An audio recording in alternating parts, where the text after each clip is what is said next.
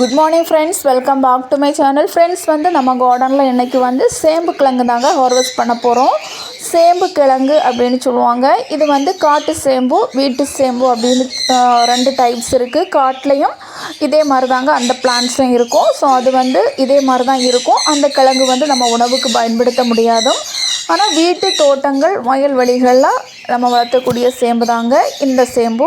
இதில் இருக்கக்கூடிய கிழங்குகள் உணவாக பயன்படுத்த முடியும். இது நம்ம கார்டனில் வச்சுருக்கோம், 4 பைகளில் வச்சுருக்கோம்.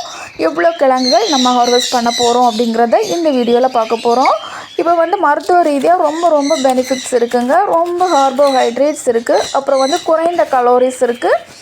Next skin problems, heart patients and digestive problems இருக்கிறவங்களுக்கும் இது தாராளமாக எடுத்துக்கலாங்க. ரொம்பவே பெனிஃபிட்ஸ் மருத்துவ ரீதியாக இருக்குது. விட்டமின்ஸ் அண்டு தாது உப்புக்கள் ரொம்ப அடங்கி இருக்குங்க. இந்த கிழங்கு ரொம்ப சுவையாகவும் இருக்குங்க.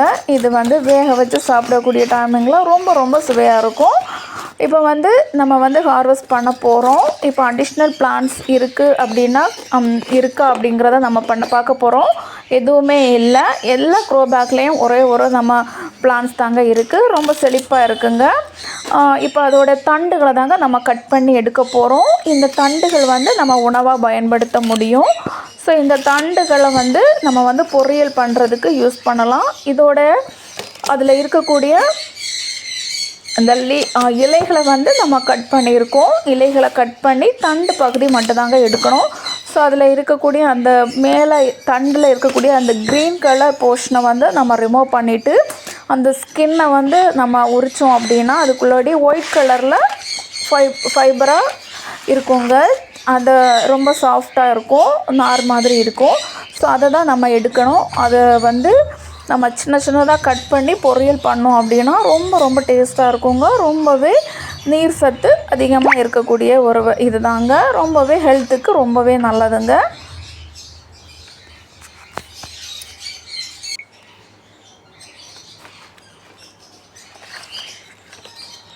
எல்லா பைகளில் இருக்கக்கூடிய கிழங்குல எல்லாம் நம்ம வச்சுருக்கக்கூடிய எல்லா பிளான்ட்ஸில் இருந்தும் நம்ம தண்டு பகுதியை கட் பண்ணி எடுத்துருக்கோம்.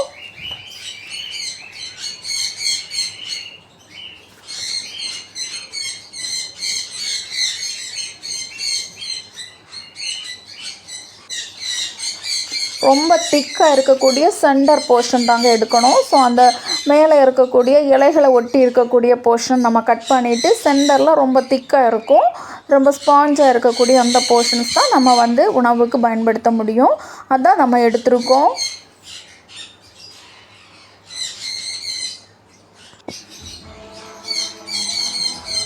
இந்த கிழங்குகள் ரொம்ப டீப்பாக எல்லாம் போகாதுங்க. ரொம்ப மேலோட்டமாக தாங்க இருக்கும். ஈஸியாகவே நம்ம பிடுங்கி எடுக்கலாம்.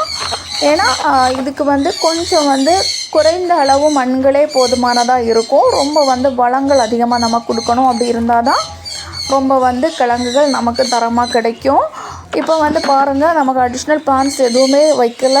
சின்ன கிழங்குகளும் இதில் எதுவுமே கிடையாது அப்படின்னு தான் நினைக்கி ஒரே ஒரு கிழங்கு மட்டும்தாங்க வச்சுருக்கு. இதாங்க கிழங்கு. நம்ம மேலே இந்த கீழே இருக்கக்கூடிய அவ்வளோ போர்ஷன் தாங்க கிழங்கு. ஸோ இது இன்னும் நம்ம விட்டோம் அப்படின்னா கண்டிப்பாக இது அழுகி போயிடும். அதனால் நம்ம அடிஷ்னல் பிளான்ட்ஸ் வரல, இன்னும் கிளைகள் இன்னும் கிழங்குகள் நமக்கு இடையில இருந்து சின்ன கிழங்குகள் கிடைக்கும் அப்படின்னு தான் நம்ம பொறுமையாக இருந்தோம். ஆனால் எந்த கிளைகளும் எந்த அடிஷ்னல் பிளான்ட்ஸும் வரல. ஸோ அதனால் நம்ம இன்னும் அது வரும் அப்படின்னு நம்ம வெயிட் பண்ணோம் அப்படின்னா கண்டிப்பாக அது அழுகி போயிடும். ஸோ இதோட அறுவடை காலம் அப்படிங்கிறது 1 இயர் தாங்க. 1 இயரில் நம்ம அறுவடை பண்ணணும். இப்போ எந்த கிழங்குகளுமே அடிஷ்னலாக கிடையாது. ஒரே ஒரு தண்டோட சேர்ந்த ஒரு கிழங்கு தாங்க இருக்குது.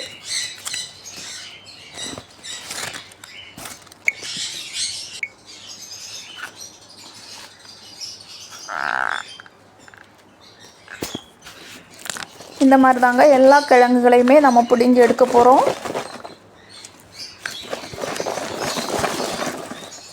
ரொம்ப நம்ம மண் வளங்கள் அதிகமாக கொடுக்கணுங்க. இப்போ இதுலேயும் ஒரே ஒரு கிழங்கு தாங்க அதே மாதிரி தாங்க இருக்குது. ஒரு சின்ன கிழங்கு தான் வச்சுருக்கு. அடிஷ்னலாக எதுவுமே கிழங்குகள் இல்லை.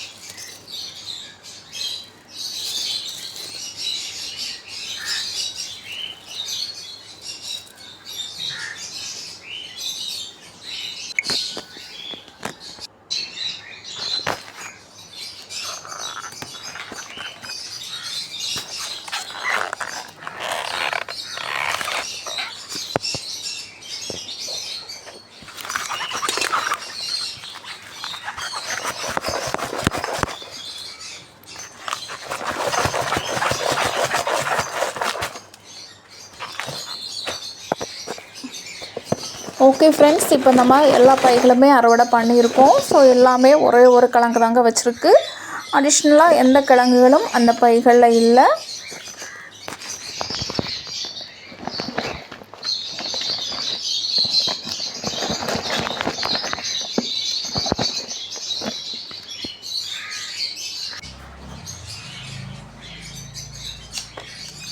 இவ்வளவு கிழங்குகள் நமக்கு கிடச்சிருக்கு.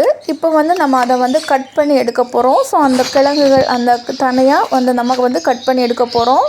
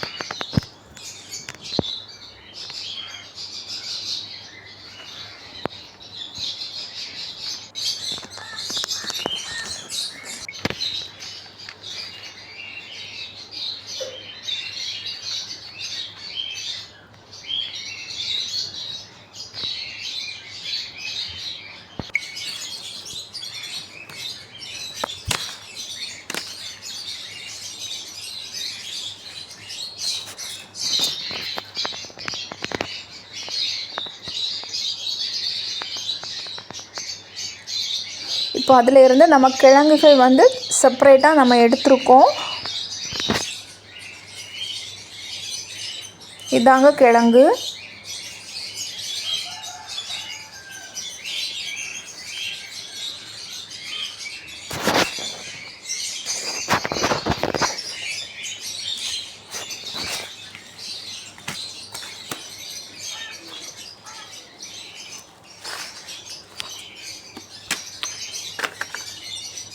இந்த போர்ஷனை தாங்க நம்ம திரும்ப நடவு பண்ண போகிறோம். எகெயின் வந்து நம்ம வந்து நடவு பண்ணுறதுக்கு இதுதான் நம்ம யூஸ் பண்ண போகிறோம். இந்த வேர்கள் அடங்கிய இந்த போர்ஷனை தான் நம்ம வைக்க போகிறோம்.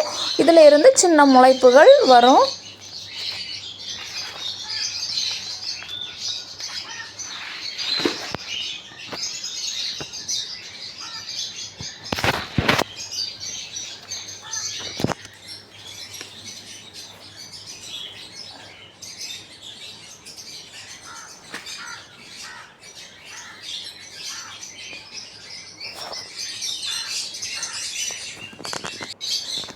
ஓகே ஃப்ரெண்ட்ஸ், இவ்வளோ கிழங்குகள் நமக்கு கிடச்சிருக்கு. நம்ம எதிர்பார்த்த அளவுக்கு கிழங்குகள் இல்லை அப்படின்னு தான் சொல்லலாம். ஏன்னா இது நிலத்தில் வச்சோம் அப்படின்னா ரொம்ப பிளான்ட்ஸ் வந்து நிறைய கிழங்குகள் வைக்கும். இது நம்ம க்ரோ பேக்கில் சக்ஸஸ்ஃபுல்லான்னு கேட்டால் இவ்வளோ தாங்க இருக்கும். ஆனால் நம்ம வந்து இதில் இருந்து என்ன ஸ்டடி பண்ணோம் அப்படின்னா, நம்ம லாஸ்ட் இயர் வச்ச அதே மண் தாங்க நான் வச்சுருந்தேன். ஆனால் மண் கலவை நான் ப்ரிப்பேர் பண்ணலை. ஏன்னா நம்ம நல்ல தரமான மண் கலவை கொடுத்து நம்ம ஃபர்டிலைசர் கூட நம்ம கொடுக்கணும். ஏன்னா நான் கொஞ்சம் கேர்லெஸ் மிஸ்டேக் என்னோட தான். ஏன்னா நான் லீஃப் கம்போஸ்ட் நான் லாஸ்ட்டில் தாங்க அதோட மேலே போட்டு கொடுத்தேன். மண் கலவையோடு நம்ம கலந்து பண்ணணும் அப்படின்னா கொஞ்சம் நல்ல வளமான தரமான கிழங்குகள் கிடச்சிருக்கும். ஸோ இதில் இருந்து நமக்கு கொஞ்சம் நம்ம நிறைய ஸ்டடி பண்ணிட்டோம். மண் கலவை நம்ம தரம் இல்லாமல் வச்சதுனால தான் இந்த அளவுக்கு கிழங்குகளும் நமக்கு குறைவாக கிடச்சிருக்கு. கொஞ்சம் நம்ம கேராக பண்ணோம் அப்படின்னா கண்டிப்பாக இன்னும் நல்ல விளைச்சல் கொடுக்கும் அப்படின்னு நம்புகிறேன். நம்ம நெக்ஸ்ட்டு பண்ணக்கூடிய டைமிங்கில் இந்த தப்பை பண்ணாமல் கொஞ்சம் கூட வளங்கள் அதிகமாக கொடுப்போம். ஏன்னா மண்ங்கிறது இம்பார்ட்டன்ஸ் இல்லை, எவ்வளோ வளங்கள் கொடுக்குறோம் அப்படிங்கிறது தான் இம்பார்ட்டன்ஸுங்க. ஸோ இதில் ரொம்ப மண்கள் கொடுத்துருந்தேன். பட் ஆனால் வளம் அப்படிங்கிறது கொஞ்சம் கம்மியாக தான் கொடுத்துருந்தேன். இது கொஞ்சம் நல்ல வளங்கள் கொடுத்து நம்ம பண்ணணும் அப்படின்னா நல்லா அறுவடை பண்ணலாம் அப்படின்னு ஒரு ஹோப் இருக்குங்க. நெக்ஸ்ட் இயர் நம்ம இதை விட நல்ல நிறைய கிழங்குகள் ஹார்வெஸ்ட் பண்ண போகிறோம். ஓகே ஃப்ரெண்ட்ஸ், இதை நம்ம வாஷ் பண்ணி எடுத்துருக்கோம். இவ்வளோ கிழங்குகள் கிடச்சிருக்கு. ஒரு 2 kg வரைக்கும் இருக்கும் அப்படிங்கிறது நான் நம்புகிறேன்.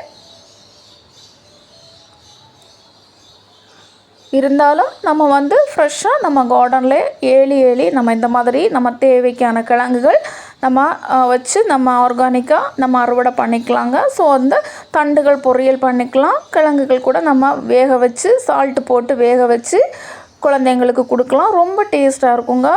ரொம்ப மாவு கண்டென்ட்ஸ் தான் அதிகமாக இருக்கும். ரொம்ப சுவையாக இருக்கும். அப்புறம் வந்து பொரியல் பண்ணலாம், வறுவல் பண்ணலாம், குழம்புகள் கூட பண்ணலாம். ரொம்ப டேஸ்ட்டாக இருக்குங்க. இந்த வீடியோ உங்களுக்கு பிடிச்சிருந்தா லைக் பண்ணுங்கள், கமெண்ட் பண்ணுங்கள், சப்ஸ்கிரைப் பண்ண மறக்காதீங்க. தேங்க்யூ. நெக்ஸ்ட் வீடியோவில் பார்க்கலாம்.